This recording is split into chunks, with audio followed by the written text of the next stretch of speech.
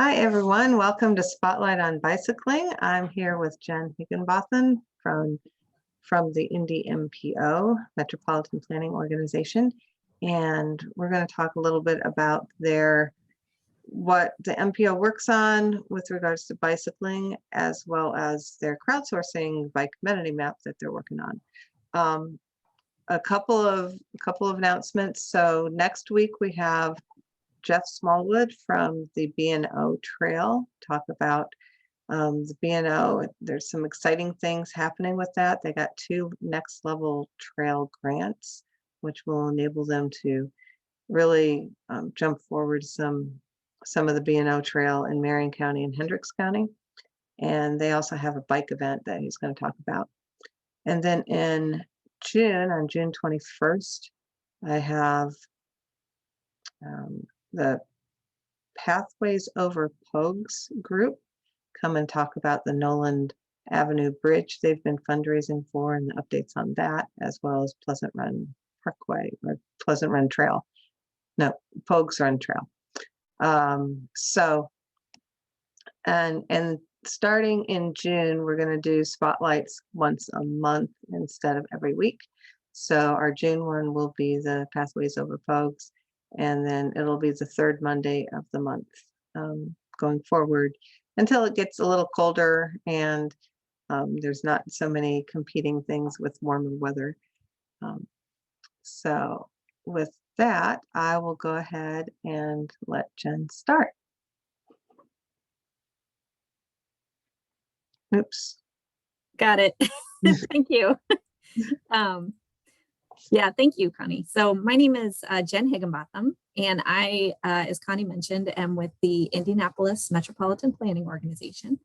I wanted to give you a little bit of information on the organization that I work for and what we do in the region. A metropolitan planning organization is designated by the federal government for all communities that have more than 50,000 people, primarily focusing on transportation initiatives and looking at things like congestion and air quality, but also condition of facilities in the region and freight, pedestrian and bicycle, transit. We look at a lot of different things. So one of the things that I'm going to talk about here in just a few minutes is a crowdsource bike map. It's a bike amenity map for the region. And I'm going to show that to you and show you how it works. But I did want to mention a few other things that the MPO has been doing related to bicycle, focused activities. So one thing we did recently, we approved it late last year, was or may have been early this year, was a regional Bikeways plan. And this was a plan that we have updated a couple of times. This is, I think, kind of the 3rd version of what it is. And what we do is we talk to all of the communities in the region. The MPO has member communities, and it's made up of 34 cities, towns, and counties in central Indiana. And so for this regional Bikeways plan, we talk to all of these communities. We look at all of the plans that they've approved. We pull out any existing bikeways that are already, in use. And then we also look at all of the bikeways that they've proposed in their comprehensive plans, in their transportation plans, if they have a bicycle and pedestrian plan, etc. And we put all of those on a map. And we also looked at aerial photography so that we could have the most accurate version of the current bikeway network in central Indiana that we could get. And so looking at that information, that data, the existing bikeways and the proposed, and then demographic data in the region that had to do with where people live, where populations are, where certain types of populations are, like low income or people without cars, things like that, we were able to rank all of the proposed bikeways in the region. And then you can kind of see which ones maybe have the highest priority for limited funding. There's never enough money to go around to pay for everything. So that was a big focus of that plan. Another thing that we do quite often is we sponsor the Pedal and Park program. So if you've ever seen that out and about in the community, where you'll see some volunteers, and they'll have, it's run by Bicycle Indiana, and they will have volunteers, and they will have the kind of metal kind of racks out there that you can put your bikes on, and they'll give you a number, check you in. Sometimes they don't have anyone stationed there, but we often provide funding to keep that program going. So we're a main sponsor for that program. We also usually sponsor Bike to Work days every year.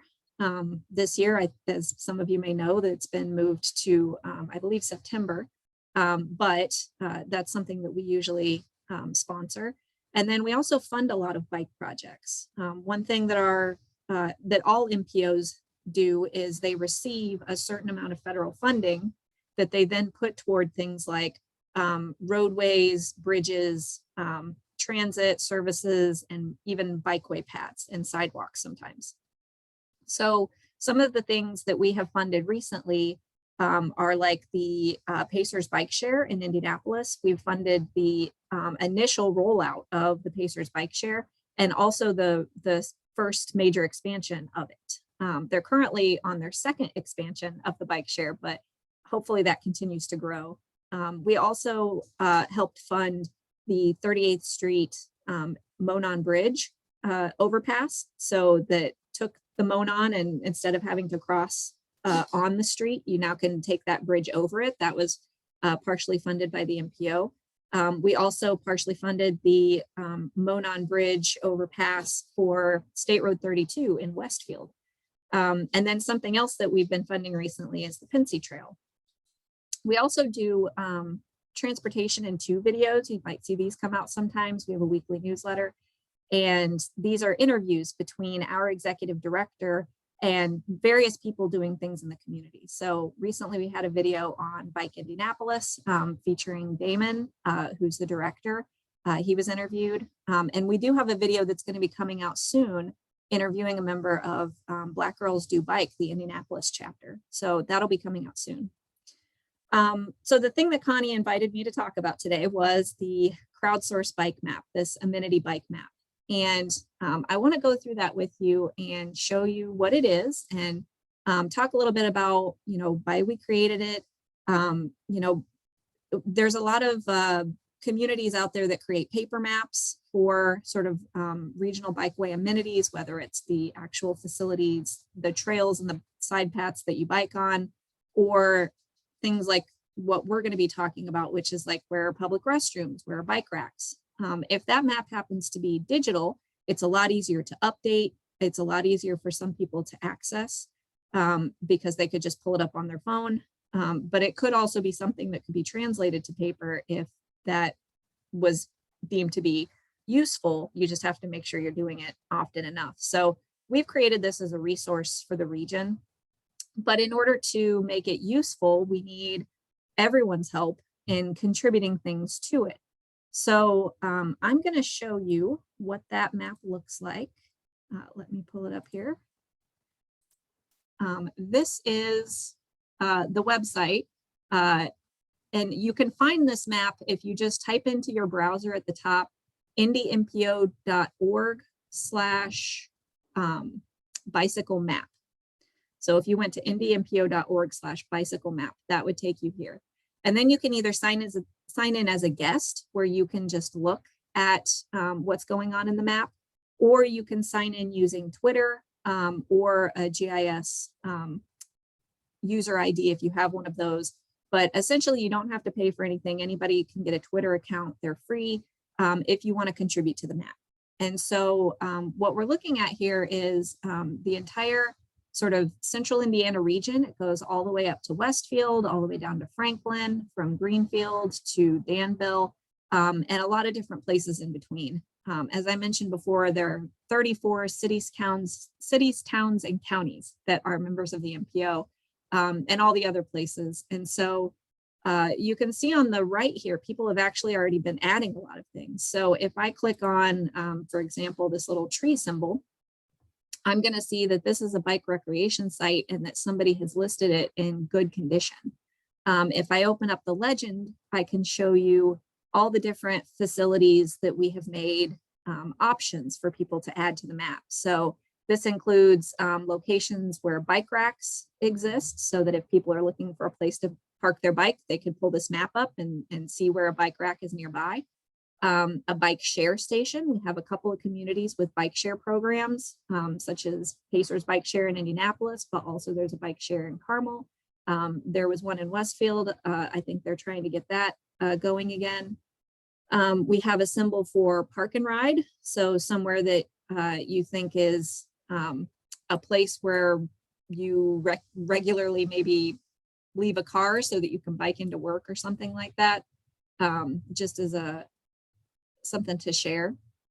We have bike shops, repair stations. These are sort of those fix-it stations. I think there's some located along the Monon and maybe the Cultural Trail, and at certain points where you can sort of air up a flat tire if you need to, with just very limited tools, but there are a few of those in the region. Bicycle recreation sites, as I mentioned, like parks with trails, or maybe a mountain bike park or something like that. And then we have a symbol for secured bike parking. So this could be a bike locker, or it could be a facility like the Bike Hub in downtown Indianapolis, which is available for anybody to go in and park their bike for a fee and have it be secured and indoors and out of the rain. Not necessarily maybe something that's not available to the public. We're really looking for more public opportunities, somewhere that somebody could pull up this map and see that there's a secure bike parking space nearby. And then also public restrooms, which are always helpful when you're out on your bike, especially for a long period of time. And then marked on this map are, this was part of the plan that we recently updated that I mentioned a few minutes ago. We've identified side paths. This is where you might have those wider sidewalks that are maybe asphalt, and it's kind of a multi-use path off to the side of the road, usually separated by a little bit of green space, some grass, a couple feet of grass. We have marked on here trails. These are usually just by themselves. They're not along a street. They're just sort of through a park or along a river. Bike lanes. These are the painted markings on the street where you can take your bike and be separated from vehicles. And then we marked where there are sharrows. And sharrows, if you don't know, are the painted symbols on a street. You're not separated by, the bollards, the upright, sort of separators that keep the bike separated from traffic. There's not like a lane painted for a bike, but a sharrow is more just a symbol on a lower traffic street or a lower speed street that lets the cars know that they're supposed to share the street with bicycles. So there aren't too many of those in the region, but we've marked a few that we know about. So that's an overview of the map.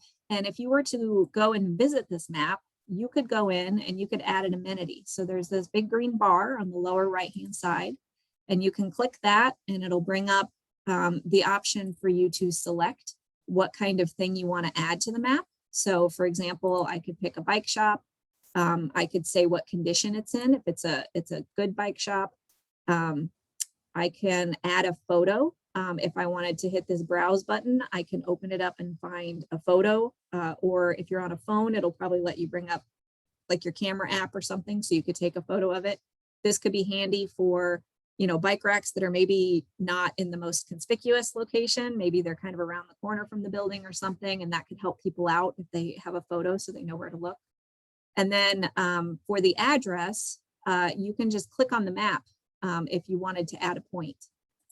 So for example, I could add a point out here for this hypothetical bike shop. And then I would click the report it button, and that would add it to the map for everybody else to see. And like I said, there's a lot of different types of things, and you can see everything that everyone else has added. So for example, if I click this bike rack, it's going to take me over here, and it's underneath that fix-it station here on 10th Street in Dorman. And I can go in and actually add a comment. If somebody said this is in good condition, but I said, actually, this bike rack is not too great and needs to be repaired, I could put a comment in, or I can hit the little heart and say that I really like either the location that somebody put this in. I like that they added the feature. I like this bike rack a lot because I think it's an amazing bike rack. So you can hit a little heart button and sort of add something there. So that's the overview of this map. And as I said, we pretty much just created it to be a resource so that if you're out on your bike and you're looking for a bike rack and you just want to pull over, maybe you can pull this up and find out where that is. If you're out and you're looking for a public restroom, you might be able to find some. Some of the ones on this map are like in parks, or maybe they're public buildings, things like that. So that is my overview of our map. I don't know if Connie has any questions, or if anyone has any questions about it, or anything else that the Metropolitan Planning Organization does.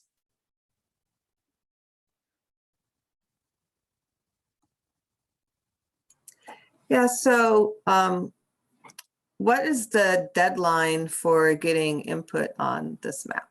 Yes, I forgot to mention that. So this map is going to be available for people to add information to it until May 31st. So we wanted to leave it open for Bike Month. So we opened it at the beginning of May, and we're going to have it open through the end of May. Great.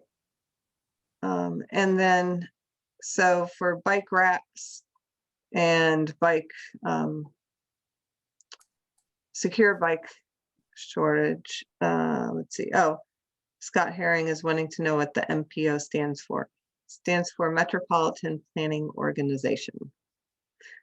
Got that one for you for Jen. So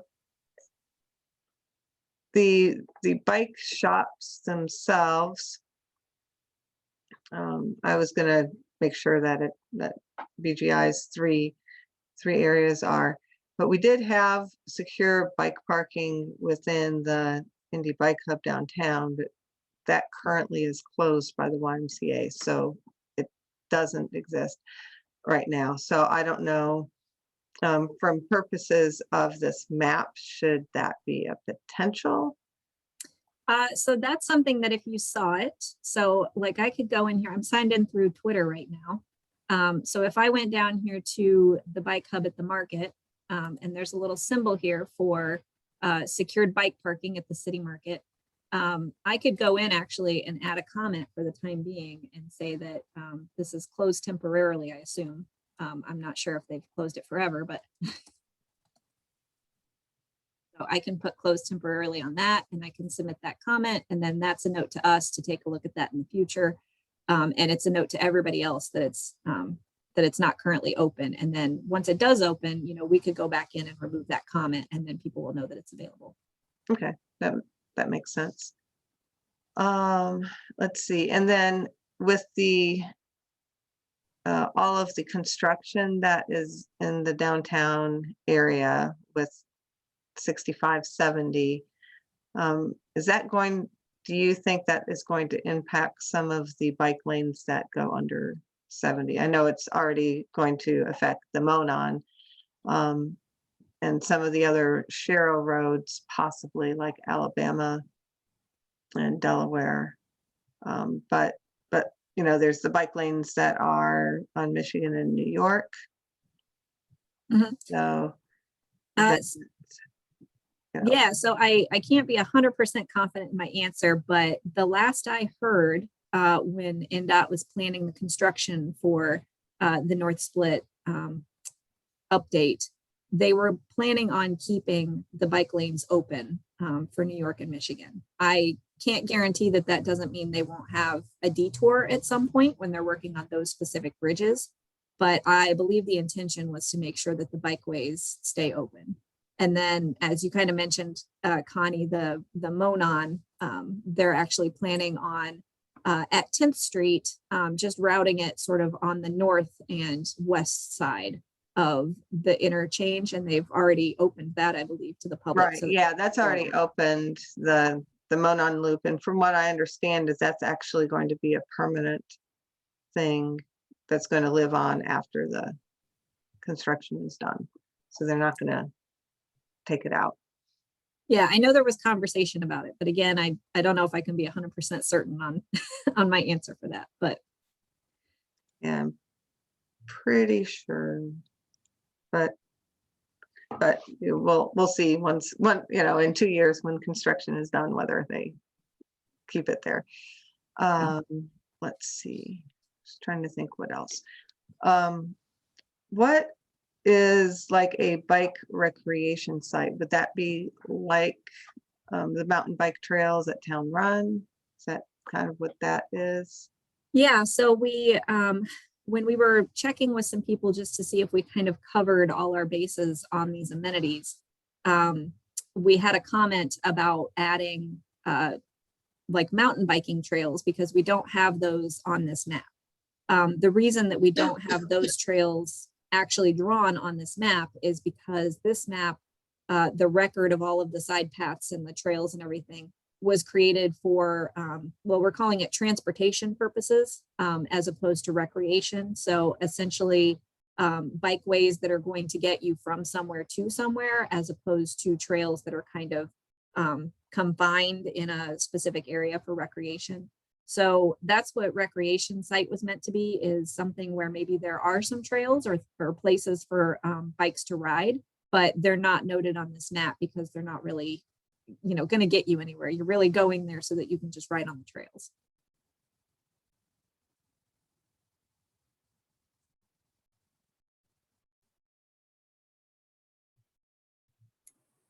Okay, so, and then for the public restrooms, those are just available to the general public. I'd be surprised if there's a lot of them. Yeah, I mean, we would discourage you from adding, you know, like Starbucks and things like that, but we do have some noted, especially in some parks, where there are some actual like public restroom facilities in some parks. We had some noted out here in Danville, where they have a couple of parks where they have public restrooms. It could also be maybe a government building that, you know, is, you know, maybe only open during the day, but maybe they're open in the evening. Basically something where the public can kind of come in, but they're not obliged to like buy anything. Right. So somewhere that you can use the restroom without really being hindered, other than maybe hours. And that could be comments that people add to this map actually, is there's a public restroom here, but it closes at 6 or something. Let's see. So,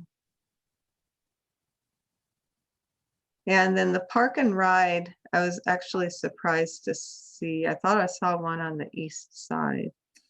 Yeah, we will be going through all of these, and we have been sort of paying attention to them as we go to try to make sure that there aren't things being added that are just kind of gibberish, for lack of a better word, because it is sort of open to the public, but you do have to sign in to add things. So we do know who you are if you're adding bogus points to the map, but yeah, so we'll just have to look into this and see if that makes sense, whatever this is.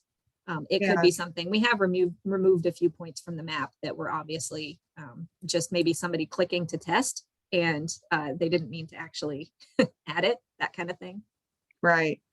Well, I think the park and ride out in Cumberland probably is actually something that could be some place that somebody could park if it was an open parking lot, and then ride on the Pensy to get to downtown if they were headed towards downtown. So I think the Pensy is now open, which is possible. And there's probably some with the Indy bike trains that we used to run with the bike and breakfast. There could be some public parking or parking and riding added from those. I'll have to check with my bike train leaders to see if they want to add those. Even though we're not running the trains, there's still resources for routes from the starting locations that they had. So we could And if you know potentially, anyone who's just kind of out riding, like I said, this map should be completely accessible from, for example, a smartphone. You should be able to just bring it up if you want. And it did have the option here when you're trying to add something and you're trying to find the point to put on a map. If you're on a phone, what's really helpful is there's this little symbol over here, and that's the symbol for Find My Location. And so if you click that, then especially on a phone that has location turned on, it'll just find where you are, and then you can just add that point to the map.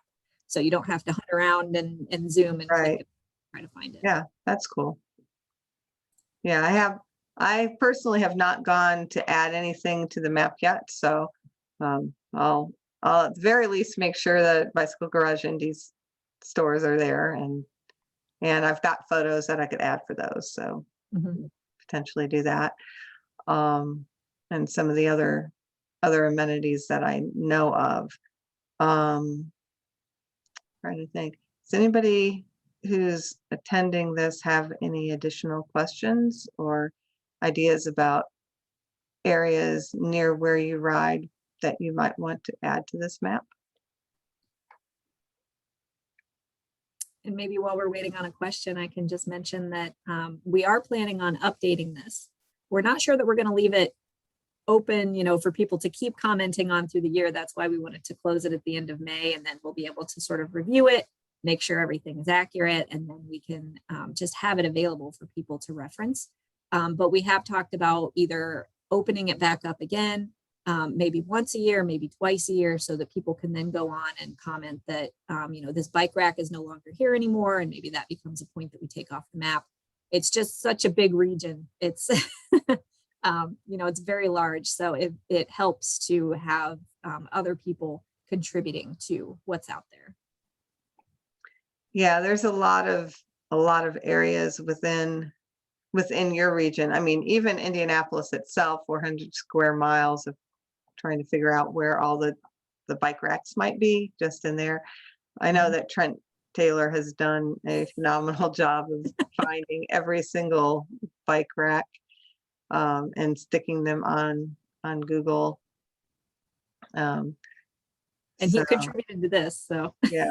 Yeah, I know he had them in a spreadsheet. I think he gave them to Nick. So, yeah, so it's always helpful to know where you could potentially park your bike and where you could potentially find some of these amenities. So this is a great resource, or will be a great resource once it's it will never be done, I suppose, but once a good portion of it is added, and then as bike facilities and bike infrastructure is added, that will also help as well.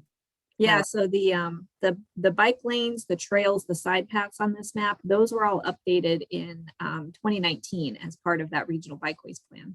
So the next time we update that plan, which will be in another year or two, then we'll go to the effort of reviewing all the aerial photography again, seeing if we missed anything, asking our communities if any trails have opened since the last map, and we'll try to keep it as up to date as possible for those, lines underneath the map that show where the bikeways are.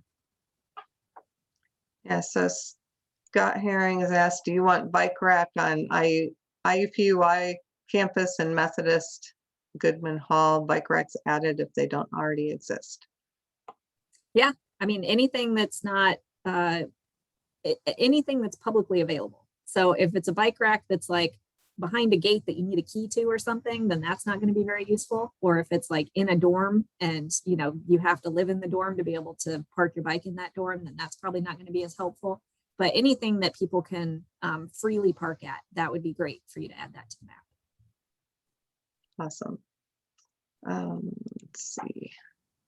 Trying to think if I had any other questions, any other exciting projects that the MPO has funded bicycling wise that are going to be happening in the next year or two that you know of? I did reach out to our people that do our all the financial programming, and they just mentioned that, like I said, we have the couple of bridges that opened recently that we helped fund. And we helped fund the Pensy, which is now open, as you mentioned, just recently. I think within the last month or two it opened. And so there will be more things on the horizon. And just as a note, we do fund specific bikeway projects that people, communities apply for the funding, and it's specifically for a trail or something like that. But we also fund a lot of bikeways, especially things like side paths. When our communities are requesting funding to reconstruct a roadway or repair a bridge or things like that, then they also have in there to add sidewalks or shared use paths or things like that. And so any of those shared use paths that we were aware of when we updated the lines on this map would be reflected. And you can see, for example, in Greenwood, you know, where it says side path, they have a lot of side paths down here. We have a lot of side paths going on the west side. We have a lot going on the north side. We didn't fund all those. I'm not saying we did, but if there's a project in there that the MPO helped fund, then, you know, essentially we also helped fund those bike paths. So there's a lot more projects that aren't sort of specifically noted that kind of come along with a roadway transportation project. As they should, actually. Yep. And we actually have a complete streets policy for the MPO. So there are some exceptions, but it's a limited list of exceptions. So for the most part, if you're receiving MPO funding, you're probably putting in a sidewalk or a bike path to meet our policies requirement to ensure that there is more than just cars on a roadway that we help fund. We've got a couple of comments. Thanks very much for the 38th Street Highway and Highway 32 bridges. Have used both multiple times already this year. And where is a good place to park for the Pensy Trail, as I've never been before and would like to ride it? I don't know off the top of my head because I haven't ridden it yet either. That's one of the things I want to ride since it's been expanded. It does connect to downtown, to the Monon and Cultural Trail, northeast side. I know that it goes through Irvington, and so there are quite a few places in Irvington with street parking. So you could, I don't know of like a specific park and ride, like a parking lot for you to go to, but there is a lot of street parking in Irvington that you could probably go to and then ride, you know, your bike the short distance to get on the Pensy, and then you can kind of ride it up and down from there. And what I've recently found out is that the Pensy Trail goes out east, and then I think it's Buck Creek Trail heads north from it after near Greenfield or somewhere between Cumberland or east of Cumberland. Yeah, and the full Pensy is not on this map because, like I said, we updated this map in 2019. So I may need to talk to the person on my staff who updates the map and see if we could get that added, since it did just open recently. Yeah, and the Fall Creek Trail also going west from Meridian is the new portion of the trail. So if they're going to add the Pensy, they can potentially add that. That goes out to Riverside Park. One of the ride spot routes I'm going to do to highlight in June, haven't created it yet, but it's going to be a park to park ride, and it might actually end up being July. So you'd be able to go from Fort Harrison State Park to Riverside Park, all on Fall Creek Trail. Very cool. Which will be really exciting. But yeah, I've ridden part of the newest part of Fall Creek Trail west of Meridian, but there's a sewer project that's happening right now near Watkins Park. And I haven't, there now is a detour, there wasn't, and I haven't tried the detour yet. Hope to do that in the next couple of weeks to check it out. Riverside Park is not that far from well, it's actually not that far from downtown, but it's not that far from Crown Hill Cemetery either, which is a really nice bike ride to go into Crown Hill and ride through there as well. Let's see, are there any other questions? If not, we'll go ahead and end for this evening. And thank you very much, Jen, for joining us and walking us through the map. Hopefully we'll get additional people adding what they know about in their area to make it more as much of a good resource for everyone as possible. Thank you for having me. You're welcome.